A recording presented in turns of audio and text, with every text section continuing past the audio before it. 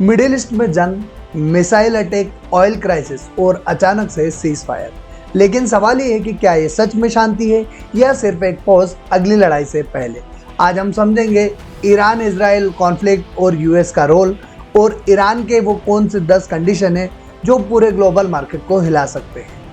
Video शुरू करें उससे पहले अगर अभी तक आपने हमारा चैनल सब्सक्राइब नहीं किया तो जल्दी से चैनल सब्सक्राइब करके बेल आइकॉन प्रेस कर दीजिएगा, और साथ ही साथ वीडियो को लाइक करना और अपने दोस्तों के साथ शेयर करना मत भूलिएगा। तो चलिए शुरू करते हैं आज का वीडियो। सबसे पहले समझते हैं ईरान इजराइल के बीच जो टेंशन है उसका बैकग्राउंड। ईरान इजराइल के बीच जो टेंशन है वो कोई नई बात नहीं है। सालों से दोनों इनडायरेक्ट वॉर में इन्वॉल्व है, जहाँ पर सीरिया, लेबनान और प्रॉक्सीज के थ्रू अटैक होते रहे हैं। लेकिन इस बार सिचुएशन सीरियस इसलिए हो गई क्योंकि डायरेक्ट मिसाइल अटैक हुए हैं, यूएस भी एक्टिवली इन्वॉल्व हो गया, ग्लोबल ऑयल सप्लाई रिस्क में आ गई। यानी ये सिर्फ रीजनल कॉन्फ्लिक्ट नहीं रहा बल्कि ग्लोबल इम्पैक्ट वाला कॉन्फ्लिक्ट बन गया। सबसे पहले देखते हैं क्या हुआ पिछले कुछ दिनों में। इजराइल ने ईरान पर मिसाइल स्ट्राइक किया, ईरान ने जवाब में पलटवार किया, यूएस ने इजराइल को सपोर्ट किया, और सबसे बड़ा डर जो था, स्ट्रेट ऑफ हॉर्मस पूरी तरह बंद हो सकता था। ये वही रूट है जहाँ से दुनिया का 20% ऑयल गुजरता है। अगर ये बंद होता है तो पेट्रोल डीजल के दाम आसमान छू सकते थे और ग्लोबल इकोनॉमी में क्राइसिस आने की संभावना। अब आते हैं सबसे इम्पोर्टेंट पार्ट पर, जहाँ हाल ही में टेम्परेरी सीज फायर का अनाउंसमेंट किया गया है जो अगले 2 हफ्तों के लिए रहने वाला है। मतलब कुछ दिनों तक लड़ाई शांत रहने वाली है। डिप्लोमेट्स बातचीत शुरू हो चुकी है, लेकिन ध्यान रखने वाली बात यह है कि ये परमानेंट पीस नहीं है, सिर्फ पॉज बटन है। अब आता है सबसे इंटरेस्टिंग पार्ट। ईरान ने सीज फायर के लिए 10 कंडीशन रखी है।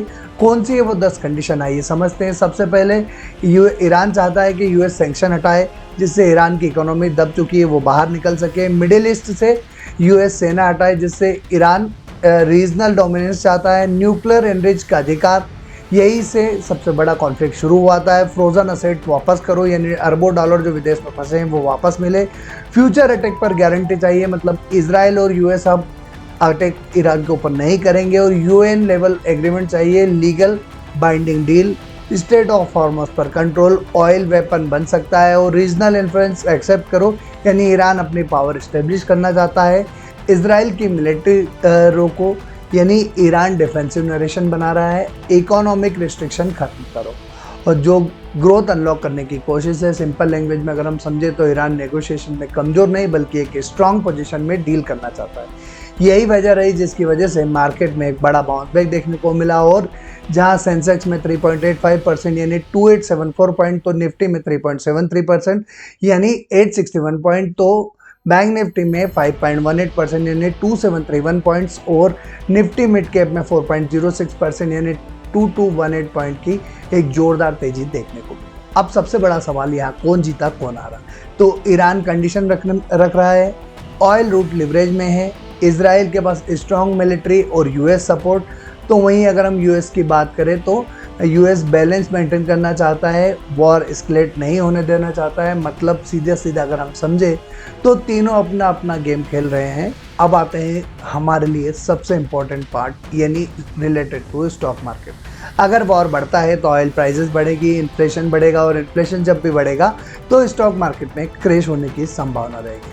अगर पीस आता है तो मार्केट रैली आ सकती है, ऑयल स्टेबल हो सकता है, पीएसयू और एनर्जी स्टॉक्स तेजी कर सकते हैं। यानी जियोपॉलिटिकल टेंशन डायरेक्ट इम्पैक्ट करता है आपके पोर्टफोलियो को। सीज फायर हुआ है लेकिन टेंशन खत्म नहीं हुआ है। ईरान एग्रेसिव है, इजराइल डिफेंसिव नहीं ऑफेंसिव है, और यूएस बैलेंस मोड में है।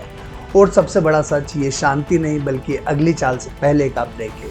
अगर आप ऐसे ही स्टॉक मार्केट और ग्लोबल न्यूज़ एनालिसिस चाहते हैं तो हमारे चैनल को सब्सक्राइब करें, क्योंकि यहाँ न्यूज़ नहीं समझ मिलती है। और दोस्तों कमेंट्स में जल्दी से टाइप करके बताइए कि आपको क्या लगता है, क्या ये सीज फायर फाइनल युद्ध विराम होगा या फिर यूएस अपनी फिर कोई एक नई चाल चलेगा और आने वाले समय में जिसका भुगतान पूरी दुनिया को करना पड़ सकता है। आज के लिए इतना ही, फिर मुलाकात होगी एक और नए वीडियो के साथ। तब तक के लिए जय हिंद।